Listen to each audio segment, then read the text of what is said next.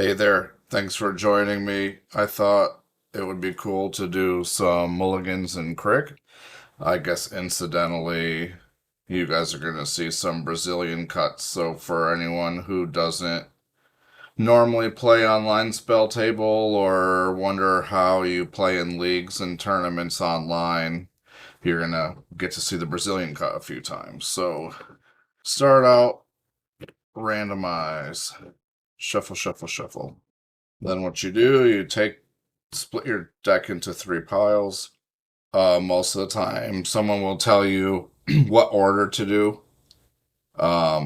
So for instance, cut two in half, and then two, three, one, and then that tells you what order to put them on top. We're gonna draw a hand. Let's see, 1, 2, 3, 4, 5, 6, 7. We're going to assume for this one we're in seat 1. And if I have time, I'm going to try to make it through all the seats. This hand, definitely a lot less interesting for seat 1. Outside of seat 1, this one looks a lot better. Best we can do here is like a turn 3 Krrik do nothing. So this is a throwback for sure. All right, here we go. We're going to look at a second 7. Shuffle, shuffle, shuffle. All right, cut it in 3. And I guess I missed it last time. Normally you'll designate either with a dice or this is how I like to do it. This is pile 1, pile 2, pile 3. I'm just going to do it the same. I'm just going to do 2 and half. A lot of times that's what you'll hear. Or if they say they'll give you order and they'll tell you to burn 10. So 1, 2, 3, 4, 5, 6, 7, 8, 9, 10 off the top goes to the bottom. Depending on where you're playing, they might do it like that as well. So second 7 here. 1, 2, 3, 4, 5, 6, 7. We're close. This is quite strong. The Lake of the Dead's a little awkward here, but something tells me it'll be fine. This looks like it'll be our turn 1 right here. Yeah, I like this hand. Let's play it out. So, draw for turn. Not a swamp, unfortunately. But we will do the swamp, Soul Ring, Arcane Signet. Then we'd pass the turn, and at the end step, we'll fire off an Entomb. The nice thing, we already have the Necromancy in hand, so we don't necessarily even need Krrik here to win. 1, 2, 3, 4, up to 5 mana, plus a free for Mana Vault is 4. We got some good options for Entomb targets here. Hoarding Broodlord is probably... So if you don't really have a combo piece going on, Hoarding Broodlord is a good generic card to get in this deck. There's a lot of options here, though, to be clear. It depends a lot on what your opponents have going on. Turn 1, we're hoping everybody just develops into some mana. Hopefully light on the draw engines. That affects a lot on what our plan is going forward, too. So, okay, here we go. Turn 2. Untap, upkeep, draw. We got the swamp we needed in case we have to go late. So that's really nice. We're going to pay 4 and 6 life. Cast our commander. We're going to pay 6 more life. Cast this Beseech the Queen. We're going to find a 2-drop or less. A lot of people probably tempted to just go get Reanimate here, but Reanimate can be really risky. It's prone to all of the interaction that people are likely to be playing. Another option here is something like Shallow Grave, Corpse Dance. We already have the Necromancy. So I'm thinking some mana might be nice here. So we've cast 1 spell, 2 spells. So this next one is got high likely Mindbreak Trap. We got to kind of read the table on what we think is best here. The nice thing is necromancy, we can use that instant speed. We're gonna find Manifold. No, we'll find the shallow grave here. It really depends. You gotta decide for yourself what you think the likelihood is that they have it. You could ask. I don't find that usually works very often. Oh wait, no, we do want them. Again, we have the choice here to wait, but for the sake of this video and the fact that we're playing a turbo deck, we're just gonna jam here and see what happens. Alright, I'm gonna tap my Signet to cast this Mana Vault. Then I'm gonna tap this Mana Vault. We're gonna flow a colorless and pay 2 more life to cast this Necromancy. That will trigger our commander. Yeah, Necromancy. Creature card in any graveyard. In this case, we're going to target our Hoarding Broodlord. Hoarding Broodlord enters the battlefield. We get to search for a card. We're going to search for a card called Saw in Half, which lets us basically kill our Hoarding Broodlord to make 2 Hoarding Broodlords. There we go. There's Saw in Half. We exile it face down. We're going to hold off on finishing our shuffle and cut here. So another cool thing Hoarding Broodlord does is it allows us to tap creatures to pay for mana costs. So we're going to tap these 2 and pay 2 life. We're going to cast Saw in Half, targeting the Hoarding Broodlord. We do have another trigger on our commander there. So now the Hoarding Broodlord goes to the graveyard. We get 2 copies of Hoarding Broodlord that each have their own enter the battlefield triggers. A lot of time what you want to get here is Peer into the Abyss and Sacrifice. I'm going to, since that's such a well-known one, I'm going to do something a little bit different here. I guess I should make sure I even have the life to do all this since I haven't been keeping up on it. 6, 12, 14, 16. So we have 24 life left. Oh, here's the sacrifice. We're going to hold off on shuffling again here. The first one, we will convoke our Broodlord. We'll sacrifice it. That will make us 8 black mana. 1, 2, 3, 4, 5, 6, 7, 8. 8 black mana. We still have this colorless over here. Now we're going to convoke this one. Pay the colorless, and then 2 swamps to cast the Flesh Writher. That would be another crit trigger. I don't think it's going to make a difference here because we don't plan on attacking. We plan on winning right now. So we have this Flesh Writher cast. We are going to spend a swamp and 4 life. That puts us down to 20. We're going to Transfigure, which allows us to search for a 4-drop and put it onto the battlefield. We are going to find Necrotic Ooze. We are now going to pay another mana and 4 more life down to 16. And we are going to activate it again because Necrotic Ooze has all the activated abilities of all creature cards in all graveyards. Now we're going to search again. We're going to find Balthor the Defiled. We are at 16 life. If I'd have been thinking, I might have had something out for me to keep track. Balthor the Defiled.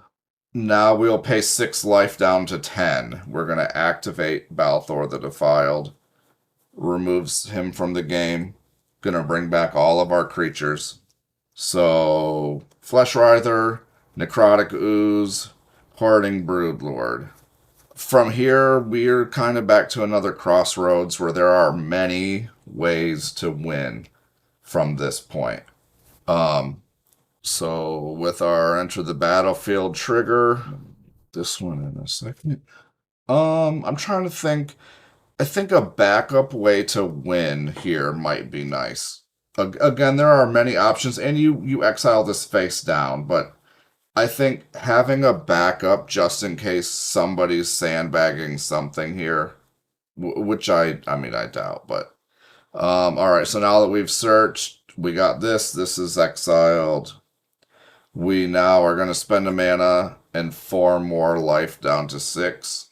We're going to Transfigure Flesh Writher again. We're going to find a Violent Tumor. This time, Violent Tumor is an entomb on a creature. It comes into the battlefield, and we get to put a creature into the graveyard. So we are going to put Razaketh in the graveyard now. So now Necrotic Ooze has the activated ability of Razaketh as well. We're going to pay 2 life down to 4. We're going to sack Violent Tumor to give us a tutor. We are down to 4 life. It's tough because no one's interacted. We'll just put the Gray Merchant into our hand here. Now we will go ahead and convoke this Animate Dead, leaving us with 2 mana. The Animate Dead is going to bring back the Violent Tumor. Now Violent Tumor is going to come in, and it's going to entomb us a Scourge Familiar. Now Necrotic Ooze has the activated ability of Scourge Familiar, which allows us to discard cards to make black mana. So now we will pay 2 life down to 2. We're going to sack our Violent Tumor to tutor. We're going to find Asmodeus the Archfiend. Here we go. Asmodeus the Archfiend into hand. We will now discard to make a black. Discard to make a black. Discard to make a black. And we will activate Necrotic Ooze to draw 7 cards. So I guess we didn't shuffle yet, but at this point, even with only 2 life, we can draw through our entire deck. And even if someone had the ability to stop us right now, again, if they did the sandbag of all sandbags, we still have a card and 2 black mana to activate again to draw 7 cards on top of what they do. So we find ourselves something like Aetherflux Reservoir, or a way to reanimate our Gray Merchant. And essentially we have infinite mana, or a way to get Shieldred out, whether that be by when we discard cards to make mana, then we just hard cast Shieldred. Then every time we're drawing 7 cards, we're gaining 14 life. And if we have to spend life, then we pay 6 life, draw 7 cards, gain 14 life. So we net plus 8 life every time. So, okay, now let's see if we can get through another seat. Truly, I don't remember what seat that was. I felt like that took a while. All right, try to shuffle really good. Don't want our combo pieces together. And for the most part, we don't want them in our hands either. All right, so here we go. Brazilian cut it in 3. Designate piles. We're just going to do 2.5 so that we can try to speed through the rest of this. 1, 2, 3, 4, 5, 6, 7. I don't remember what seat exactly we are. Oh, let's say we're seat 3. Oh, this is only 3 mana on turn 2. Not good enough. We need some more acceleration in this hand. Although Cavernous Souls is really nice. So we will go to second 7 here. Okay, here we go. We're just going to do 2.5, 2.5, 2.5. 1, 2, 3, 4, 5, 6, 7. Well, this is interesting. Not necessarily in a good way. The nice thing about this hand is it does everything that it needs to do at instant speed. The bad thing about this hand is that this Jeweled Amulet and this Mox Opal do actually nothing. And we have to choose between if we go for it on turn 2 with the Entomb Reanimate, or if we set up with the Vamp Tutor. The thing about that is if we set up with a Vamp Tutor for a Mana Vault, let's say, then that turns on our Mox Opal. So that really turns into 4 extra mana. The downside, though, is that we could just win on turn 2. So I'm going to go with the try to win on turn 2 and just show you what that might look like. To be clear, I don't know that this is the way I would actually go in a game, but hey, come on, like, Why not? So we're going to untap, upkeep, draw. We're cooked. Because this is the card I wanted to entomb. That's very unfortunate for us. Game plan changes now, though, right? Which it's nice we had a backup plan. We're just going to play a swamp. We're going to play our Jeweled Amulet and Mox Opal. And we are going to pass the turn. In the end step before our turn, I think I still go for mana here. We're going to play our Vamp Tutor. And we're going to go find ourselves a mana vault. Very unfortunate that we hit the Gwenum off that top deck, but that's like a 1 in 92 chance or whatever, so we kept a hand with a backup plan. That works. Mana vault, that goes actually on top of our library. We lose 2, go down to 38, 2.5. This is on top. Untap, upkeep, draw. We're going to play Emergent Zone land for turn. We will go ahead and play this Mana Vault. We're going to do 3, 4, cast our commander. Puts us down to 32 life. Now we still have 1 mana up. We can still go for combos here. Again, in a game, I might not go this way. But right now, we're on turn 2. We're in seat 3. The chance of us seeing another turn are low. And in the meantime, everybody's been attacking us all game because we're the threat. So I'm going to pass the turn. I'm going to wait for a window. I'm going to wait for a counterspell battle or for somebody to try to win. Or hopefully deploy some creatures that they think are going to win. And we're going to pay 2 life and cast a Entomb. Down to 30 life. We are going to Entomb Villas, Broker of Blood. Now we're going to tap our mana, and we're going to pay 2 more life, down to 28. And we are going to Goryo's Vengeance, bringing back Villas.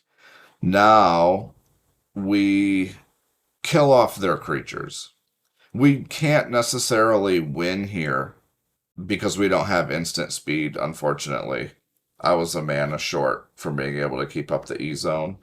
This is all just assuming that there's a time that somebody else is trying to win.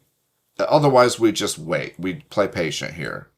So what we'll pay 4 life, we'll draw 4 cards. 1, 2, 3, 4. We're down to 24. Necromancy is good. We're going to do it again. We're going to go down to 20. 1, 2, 3, 4. Really good for us here would be, yeah, I don't even know, actually. We're just praying that killing their creatures is enough. We'll do it again. 4 more. Down to 16. I mean, we're definitely set up to win next turn. We have plenty of mana. Maybe we could... Yeah, we're going to have to continue drawing. We're at 16. We're going to go to 12. 2, 3, 4. Down to 12. Maybe we do 4 more. We're down to 8. 1, 2. Okay. I mean, we got a good chance from here. We're at 8 life. Okay.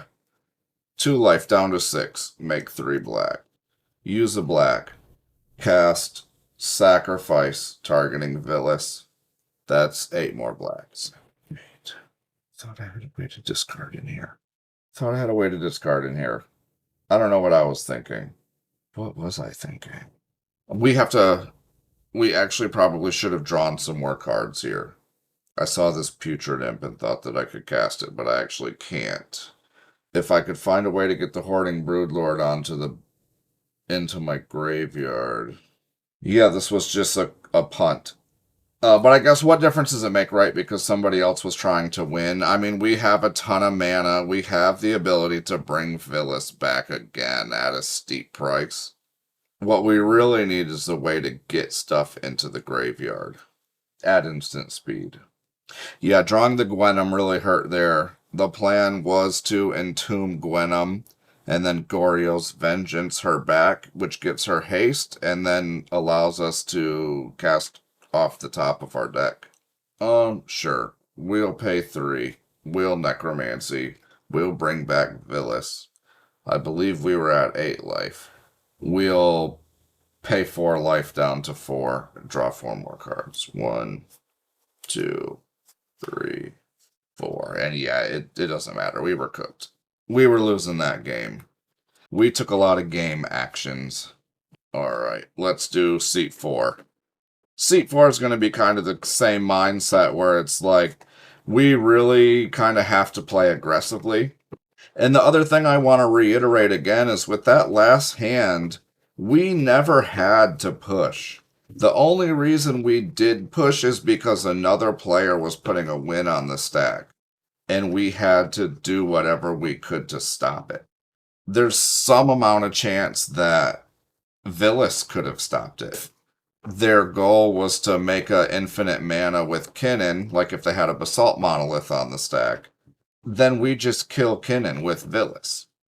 And we get to untap with all those cards in hand and triple win.